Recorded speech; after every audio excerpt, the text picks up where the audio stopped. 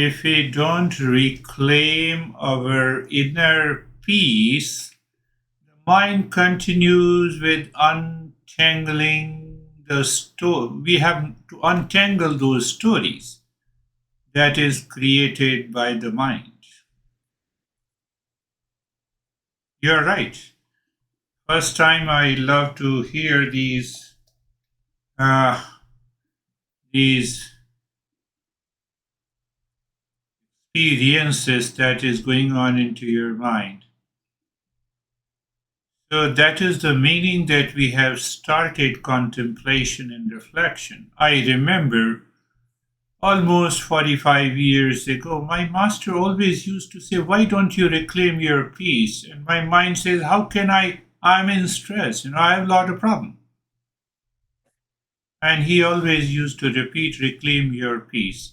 So there is a big gap between the knowledge being applied to the mind. Intellect understands, but the mind continues to keep us in delusion.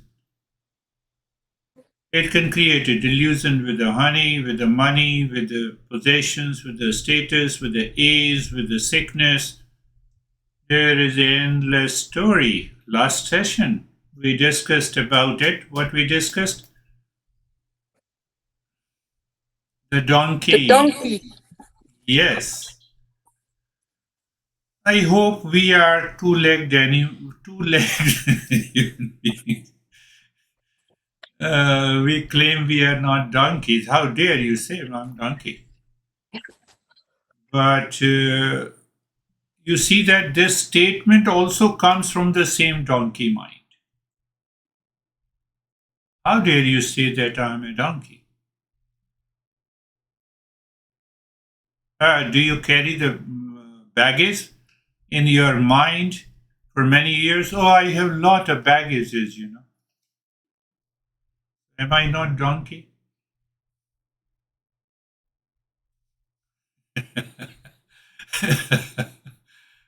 See, think of, we have to think a donkey used to being tied imaginary. So I create an imaginary thoughts and feeling and emotions, and then I, with those thought, feeling, and emotions, I cook a story. What is that story? My honey is not good. My life is destroyed. Can anyone destroy your life? Can anyone? Can anyone dare to destroy your life?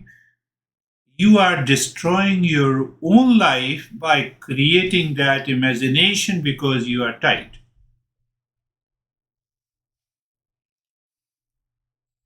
Do you remember him or her in deep sleep? Do you know him or her in dream? No, I don't know. I only know him in the waking state, him or her. The moment I wake up, imaginary story begins. Then I say, I'm totally in stress. I'm crazy today. Who is responsible? I am. How? Imagination. We don't want, you have to sit down and think, contemplate and reflect every day that what exactly is the life's accumulated weight. I had moments of anxiety today. I had reaction yesterday. Day before, I had a negative thought expressed. The last week, I had a moments of duality and a conflict. Now the entire week story. And weeks after weeks, months after months, years after years, we are living into the same state. How long you want to live?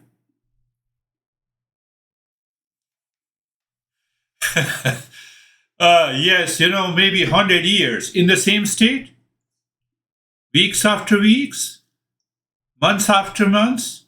John has become serious. How dare you say how long I live? It's none of your business. You see, think of it. We continue to carry that baggage, and still I want to live for 200 years. With that baggage,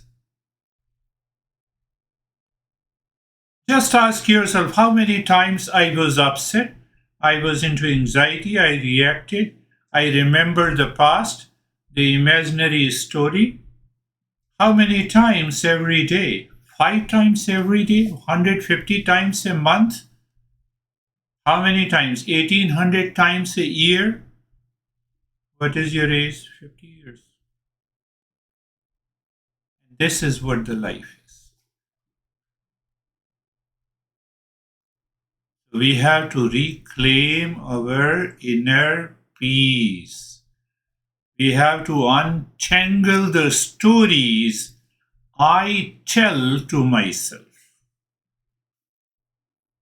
I have to untangle the stories I means my mind tell to myself, and accordingly I change my behavior and attitude. Do you see that? You are living with your near and dear ones, and the mind has created a story. You wake up in the morning, and in the morning, mind cooks the story. And your honey calls you, no, don't talk to me.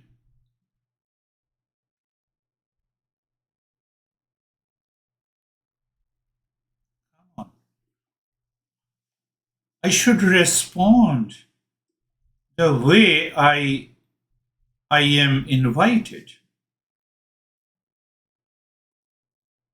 Honey, come and have a cup of tea with me. No, I don't want to.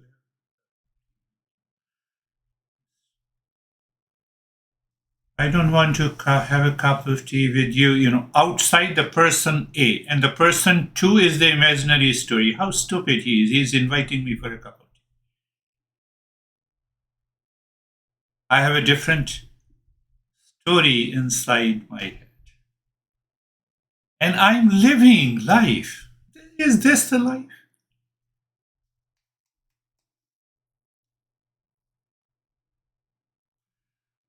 This is known in Eastern wisdom as identity crisis.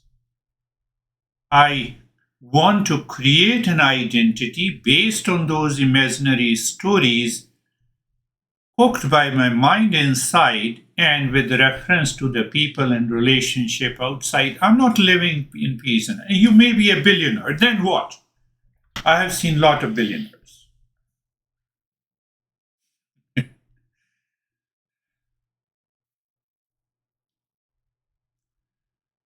Last week, I went to Phoenix. One of my clients builds the houses that is over 10 to 20 million dollars. So the moment I reached there and I told my student, oh, let us finalize the deal. And he started laughing.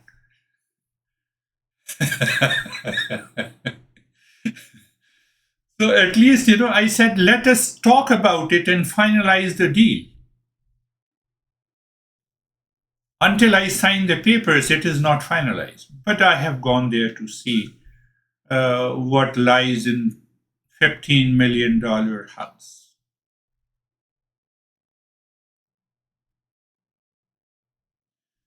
The moment your mind gives a value to anything outside, including your husband or a wife or a sibling, brother or sister or a person or a friend, or a possession or an object, and then you define your identity, you are gone. You'll have a problem. We don't want to understand this. So when we do not understand this, then we have problems of anxiety and duality and reaction. We have to redefine our identity. I have told you, Dollar does not say you are rich. I associate with the dollar and I say that I'm rich. House does not say, come on, master, you're living in a mansion that costs $10 million. I say it, I associate myself. So that is the identity crisis. My honey is so good and you're listening you and you appreciate your friend, and internally your mind with imaginary tales, my honey is so stupid, look at this guy, who is living in a such a love. Oh, the other guy is emotionally attached. He or she has a problem. Untangling. That is the meaning. I become aware. Oh, very good. If anyone appreciate you, appreciate it. Finished.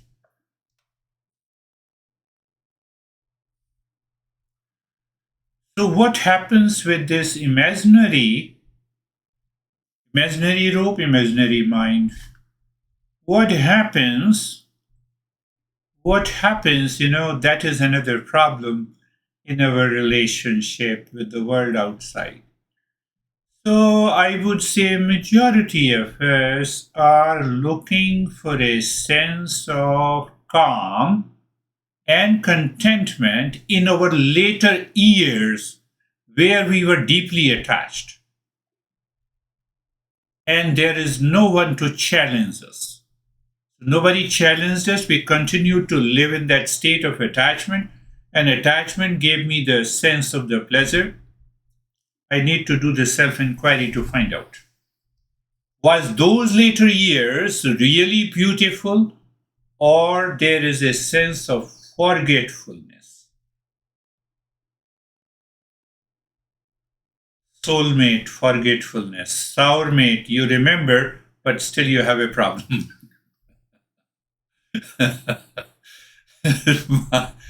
I have to. We are given an intellect. Intellect means self-awareness. Self-awareness means, oh, here are these thought, feeling, and emotions. Let it be separate, and then let me find out my identity. I don't want to do it. I'm scared. I have a lot of fears. I have a lot of fears because I have been living the life of attachment and detachment and anxiety and duality. So, meaning we create our own suffering. That is the conclusion of Eastern wisdom. I am responsible for my stress and I'm responsible for my peace and happiness. You drop the identity, all the identities, association. What happened yesterday and what is happening today, you are free. I don't want to. How can I leave my honey? Ah, you are not leaving honey. You are not leaving the attachment with the honey. You are not leaving the revengeful attitude in your mind towards your honey. You are not leaving the impressions of the reactions towards your honey. What we are saying, you don't leave your honey, but leave all the garbage in the mind. What is that garbage? The imagined rope can keep us feeling stuck, even when the real constraints are gone. Did you change over the last 10 years? Yes, I have changed a lot. No, but my honey did not change. That is why I have a problem. Everyone changes. Imagine rope. I can give you hundreds of examples. That is what I examine in people, and pleasure seeking of my age women I coach. At this age, she found some honey. Honey is everywhere. Uh, It is United States of America, united. So she got united with some stranger because it is United States. I don't get anyone, but anyhow, so, so she wrote to me a very wonderful email that now I think I'll be settled. And the next email that he is so crazy, I stopped meeting him. So you have a baggage that you carried forward after the divorce, how it can leave you until you empty it.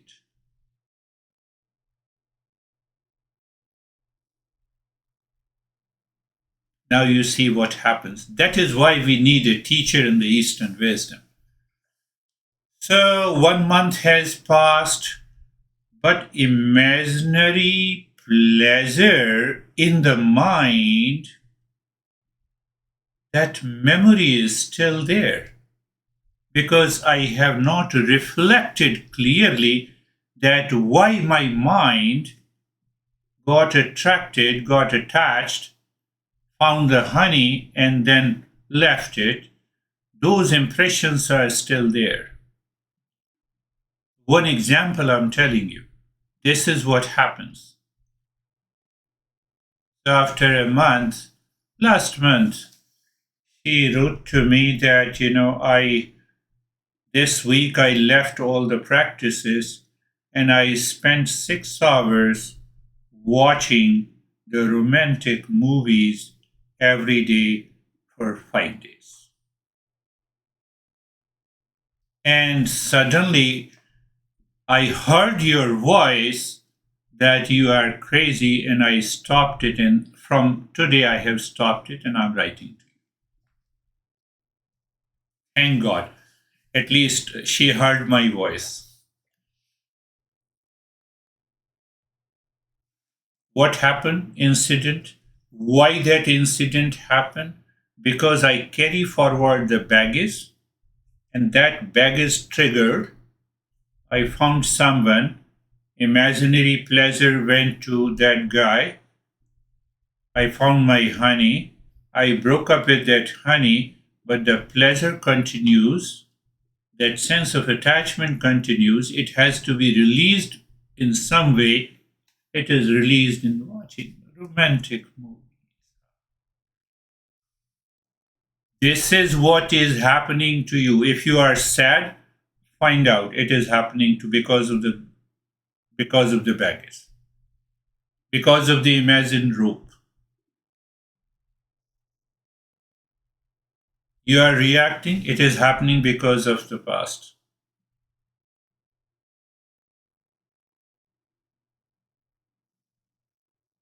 Your mind triggers you to have lot of pleasures, uncontrolled pleasure. It is because of happening because of the baggage.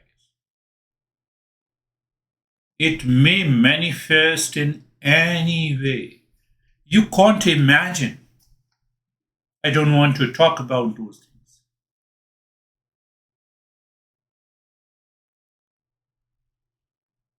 The topic is untangling these threads.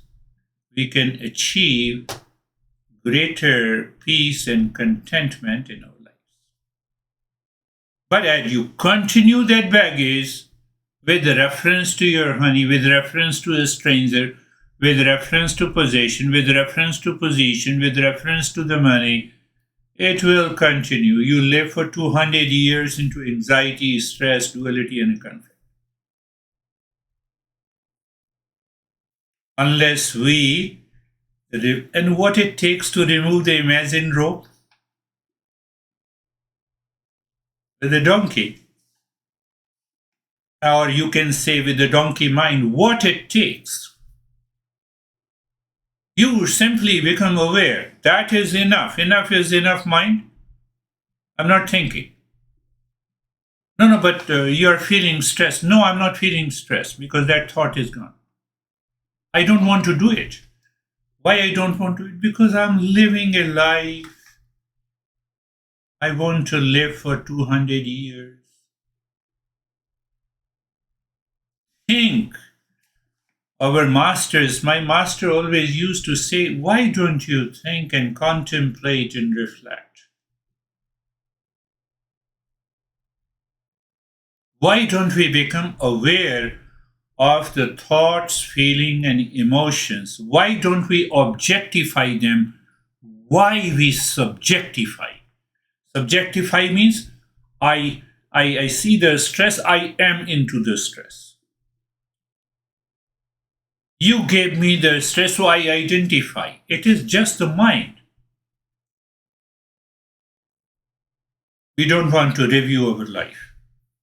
We want to live into the same anxiety, same reaction, regrets.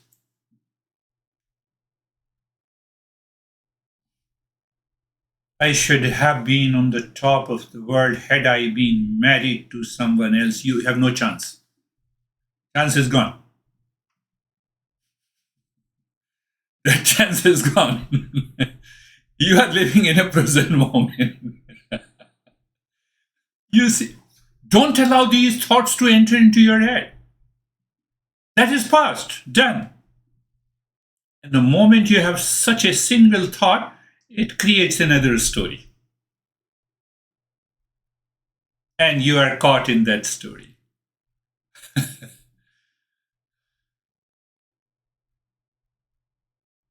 What happens then?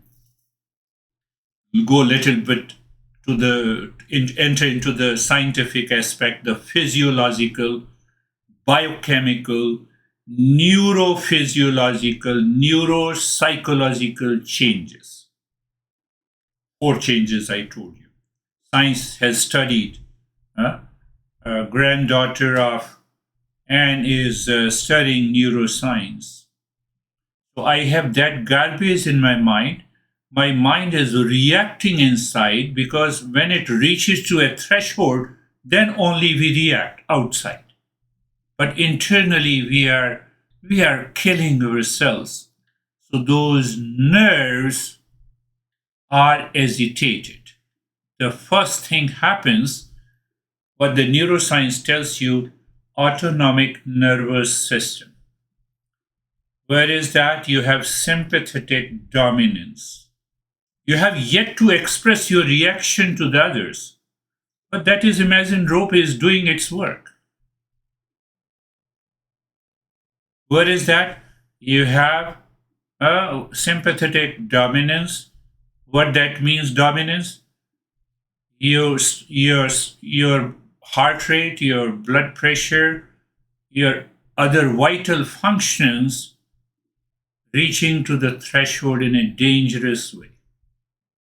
You have a weak heart, so it will attack your heart. You have a weak mind, it will attack here, anxiety and depression. The vital organs, it attacks you. Then you say, no, I have been I've been keeping my diet, I'm doing exercise, and everything is okay. No, everything is not okay. Neuropsychological changes leads to neurophysiological changes, leads to neurochemical changes, and then you go for a lab test, all your readings are above normal. No, you are on a borderline. The doctor says you are on borderline. Borderline for what? I don't want to say anything. Think of it, what I want to say.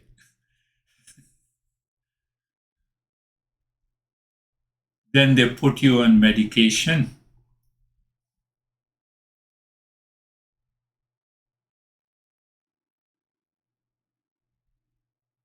We all have reached to Gen X age. Do you know the generation? They have classified into 4 and 5 generation gap for 15 years. Gen X from 44 to 69 or something, what 70. In which mind by default in this age, mind by default carry forward. It relives the past baggage. I have to drop it. If you don't drop it, you will continue to live in the grief and anxiety and duality and a conflict.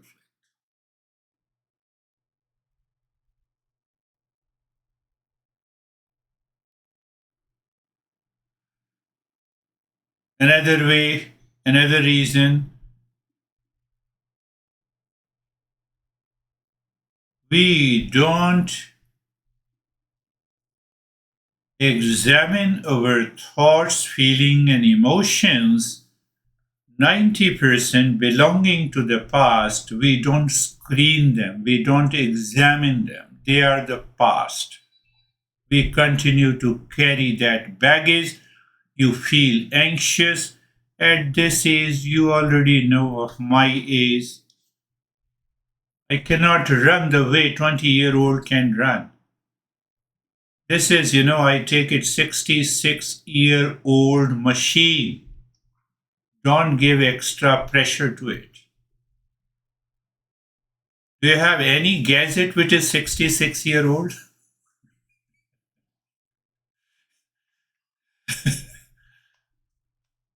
So it demands a lot of repair and maintenance, and over it you give it the pressure. What is the way to find out? Challenge your false assumptions. Is this belief true? Enough is enough. Is this feeling and thought serving me? No. Let me drop it. Instead of saying I'm stressed, ask yourself what is causing the stress? You cause me the stress? No. Ask the question, what is causing me the stress and anxiety? Is it really me? Drop the identity crisis. You have to disidentify. If you don't disidentify, it will continue.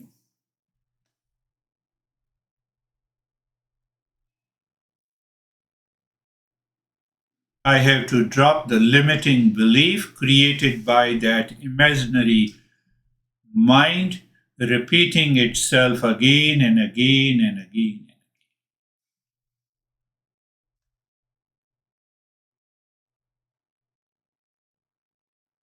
We are known as baby boomers, basically, not Gen X. Gen X is 49. So I have to reflect on it. I lived my life, I married, I divorced, drop it. Now let me live my life. I know I'm continuing. Let me find out, drop my identity crisis that I have it in association with that imaginary past, and you will find. That is the goal of Eastern wisdom. I continue my false assumption. There's a real life story of this woman, of my age, I told you. Within a week, I knew why, but if I explained to her, she will be annoyed. So I waited. I know you will get annoyed if I speak something. Uh, you'll get annoyed. So I waited, and after a week, I said, okay. And then after a month, romantic movies.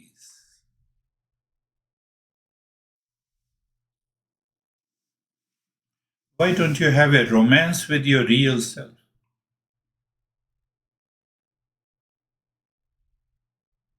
Romance with the peace and happiness, love, truth, and wisdom. And a single answer is that I am not my thoughts, I am not my feelings, I am not my imagination, I am not my memory, I am not my past.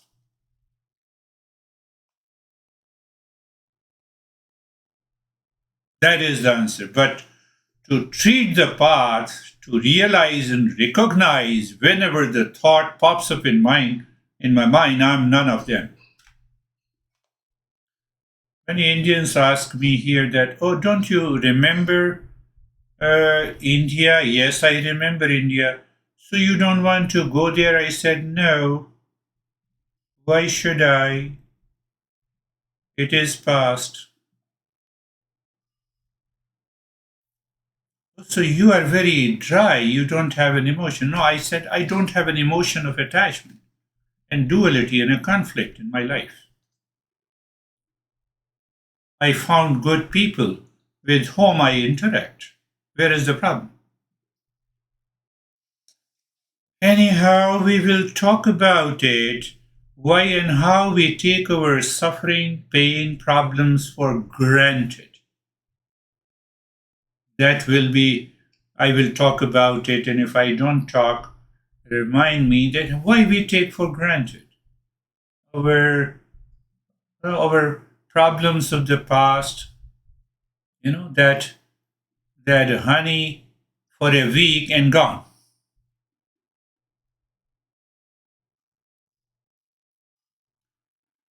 Because, no, let us close your eyes. We will talk next. Eyes are closed. Eyes are closed and find out the place of the body. Become aware of the space all around your body. What exactly I'm doing? I'm simply raising your self awareness. And it happens, I know that.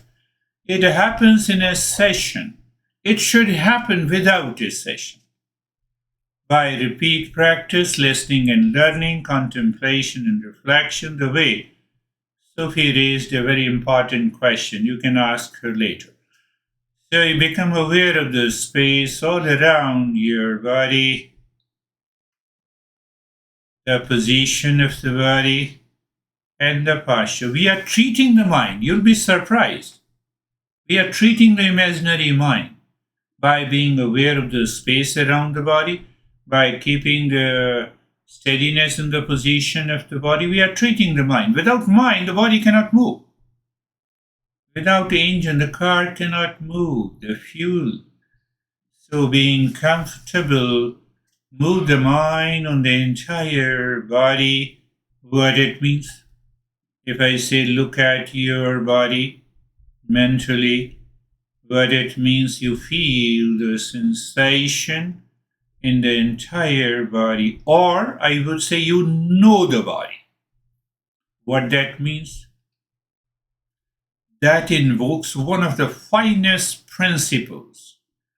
When we say self awareness, we have two parts. One is the seer or the knower, and the other is the known. One is the seer, and other what we see. I see, I know, I feel the body. That I is separate from feeling and being comfort in the body. And you realize this, recognize this instantly, live into that state, it will take you deeper. But a master has to guide based on your level. So that is why we say being comfortable, being carefree, we separate completely. I gave you an example, the birds flying in the sky does not in any way change the sky. It does not change the shape. It does not change the length and the width of the sky. It does not change in any way. The same way, the mental space where any thought, crazy, good, high, low thought enters into the mind, it does not change the mental space. No, you have already explained, but what to do? That is what every masters of Eastern wisdom say, let the thought come, let it go, watch them, observe them. When you observe them, you are an observer. And that observer is the space and the sky. And what is observed are the thought, feeling, emotions of the past, present, future, anxiety, duality, conflict, all, everything. The eagle also flies in the sky, and a pigeon also fly, and a small bird also. Nothing happens to the sky.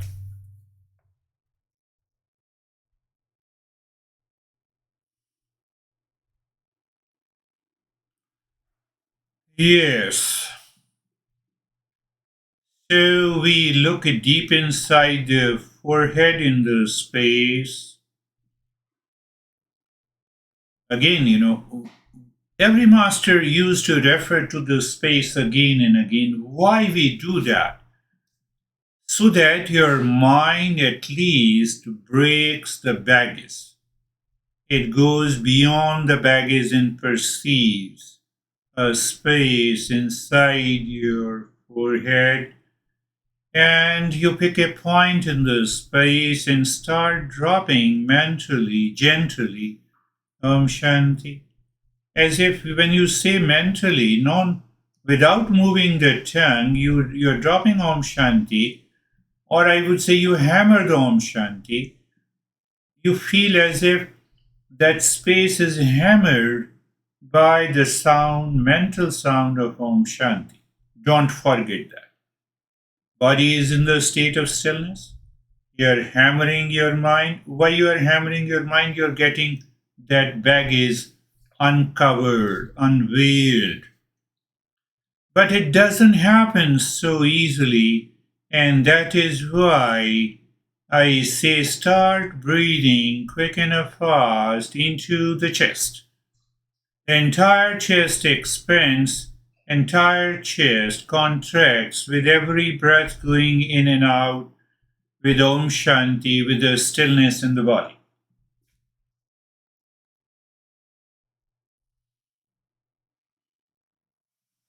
We have understood the entire process. Continue, quick and fast.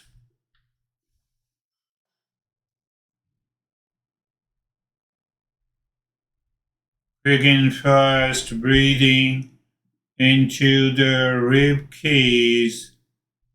Now, what will happen? That imaginary mind will stop you. It will say, no, I don't feel good.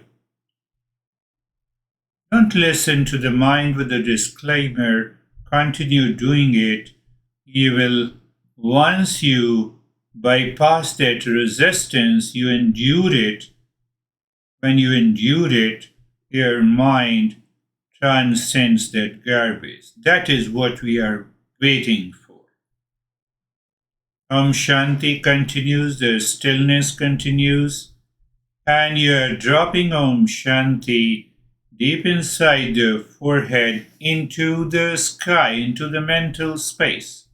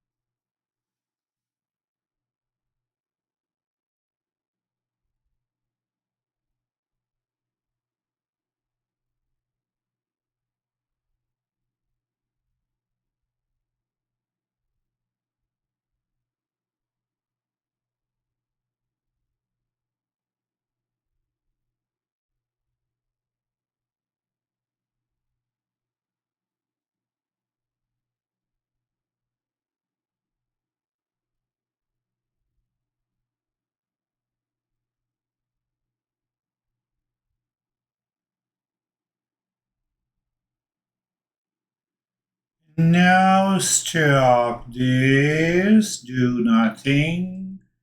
Continue to be in the state of stillness in the body and just watch the flow of the breath. Flow of the breath. So when you watch the flow of the breath, when you watch the flow of the breath, you feel the breath is going in and breath is coming out.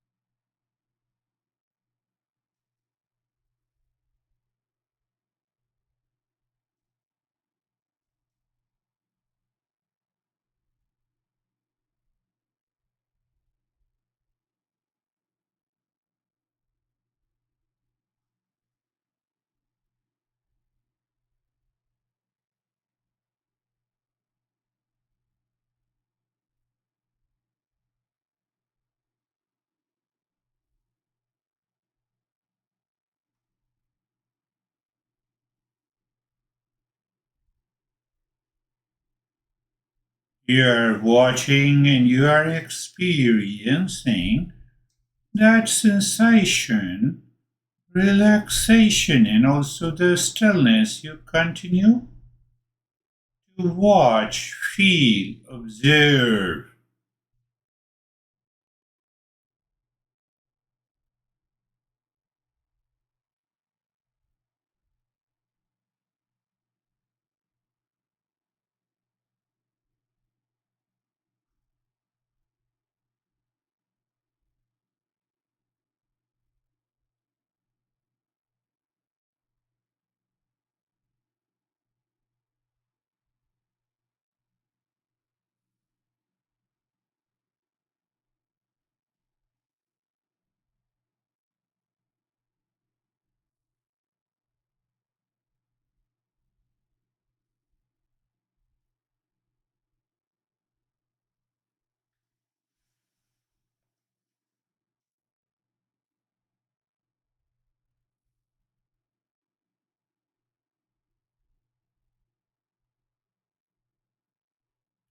Breath is going in and coming out. So, what exactly? The last time we also did it, but if your mind continues to be aware of the flow of the breath for a longer period, while for a longer period, at least during that period, that imaginary baggage did not interfere.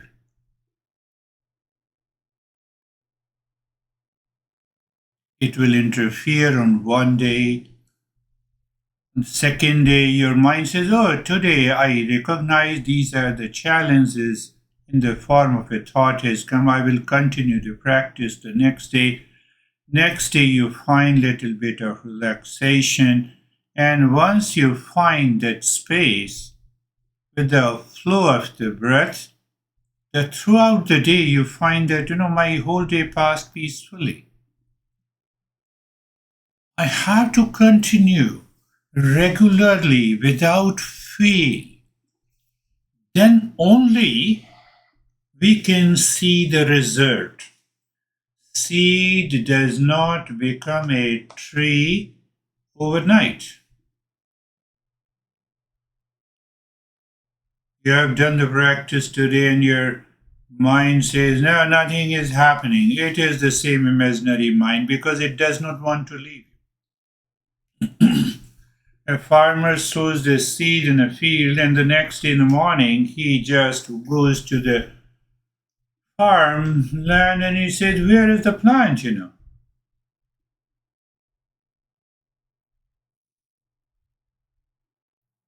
So it takes some time. First day, you may succeed, you may fail. Second day, you have one set of problems. Third day, you have another set of the problem. Third day, you feel that now I feel relaxed. Today, the fourth day, you say, yes, I feel more relaxed. What happens now? Your intellect has noticed that what are those thoughts which cause the blockage on the first, second, and third day. Now you do it next week, your intellect instantly pushes away those thoughts because now you recognize it is going to destroy my meditation practice. One part, did you understand why we ask you to commit to yourself?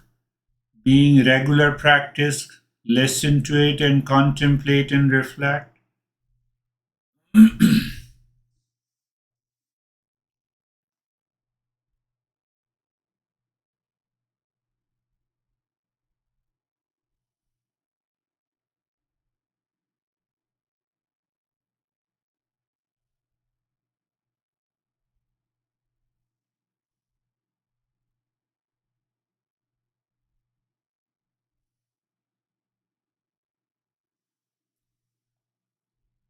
So I find only one reason why we fail to be regular and commit to the practice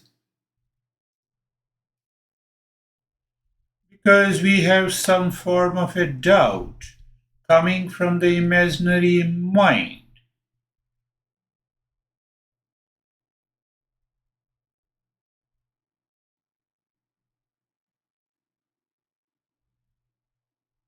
And that imaginary mind lays down 25% tariff. And then your mind says, no, now I cannot do it. I should not do it. It is not working.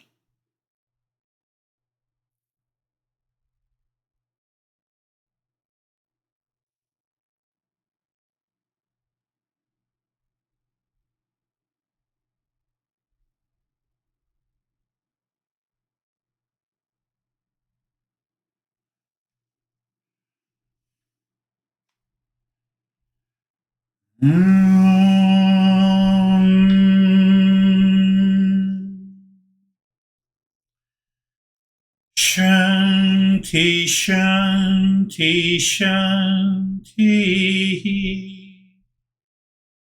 Om Shanti, Shanti, Shanti. Om Shanti, Shanti, Shanti. Bring your mind on the right hand, your mind on the left hand. Lift your both of arms, place it on your eyes, open the eyes inside the palms.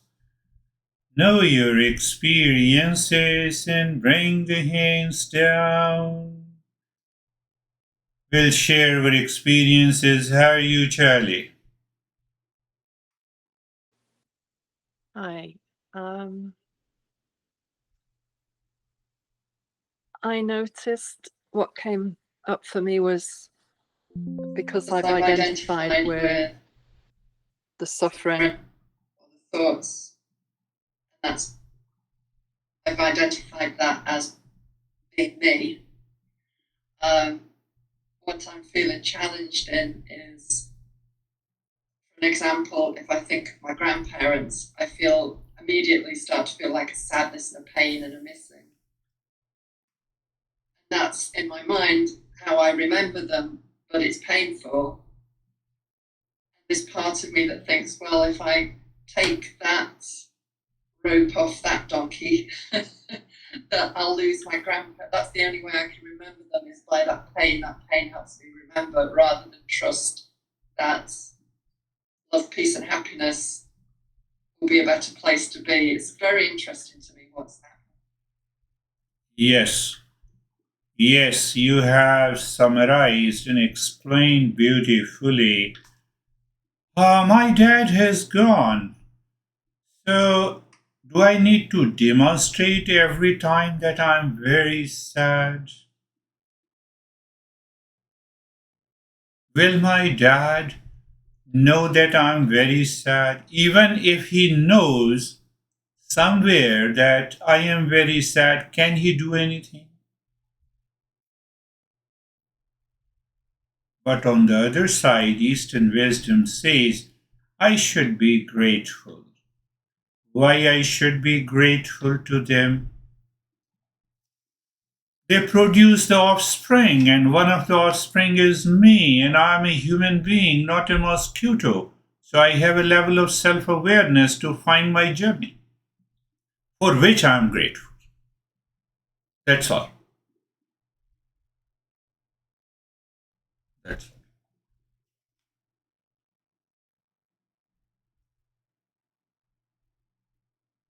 But on the other side, the feeling of sad, you rightly said, I identify that imaginary thoughts. It has no value, but I have given the value. When I give the value, then I have to suffer. Enjoy suffering, by the way. How are you, Sophie?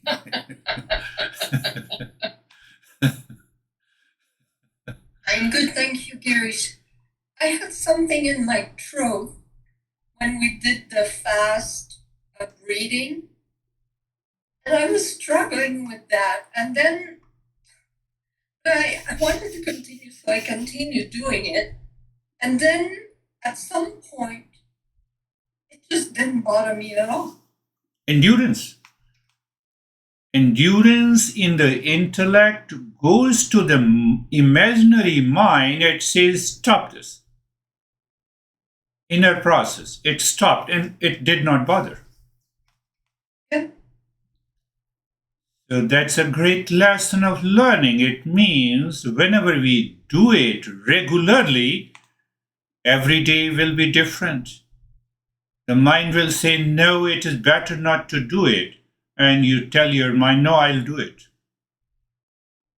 That is how we build our endurance and we bring about a change in our life. Good. That's a good point. How are you, John? Hey, Girish, I'm fine. Something I've noticed this week and last week is that if you concentrate on the flow of the breath, at least in my case, that is helpful in clearing the mind. Beautifully said. You see that today you all sharing reflection. You did the reflection. And answer is big yes. When you attend to the flow of the breath, that our imaginary mind has no control. It is free. Free flow of the breath. Just of the flow of the breath. You're not taking over the breath. So then the intellect takes over the mind and it clears the garbage. You are 100% right that when you continue to be aware of the flow of the breath, the mind is not distracted because those imaginary thoughts do not return. And that is why I stress more and more. I repeat it again and again. You see, now what John experienced, what Sophie experienced, what Charlie, you all share, you understand that. Keep that in the memory while doing the next practice of meditation. It will help. That is why the group session works. How are you, Anne?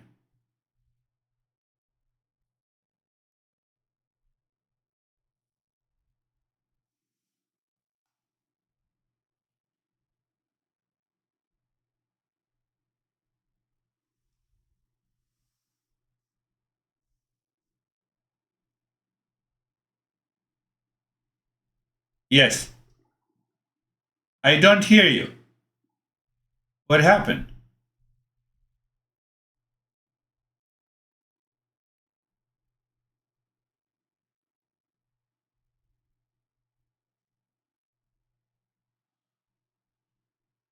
You just mute it and unmute it. If you have muted your imaginary mind, very good.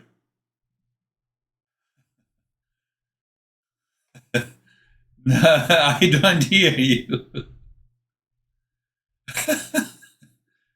Enjoy that. No problem. Enjoy. I could see you're happy and calm. Isn't it?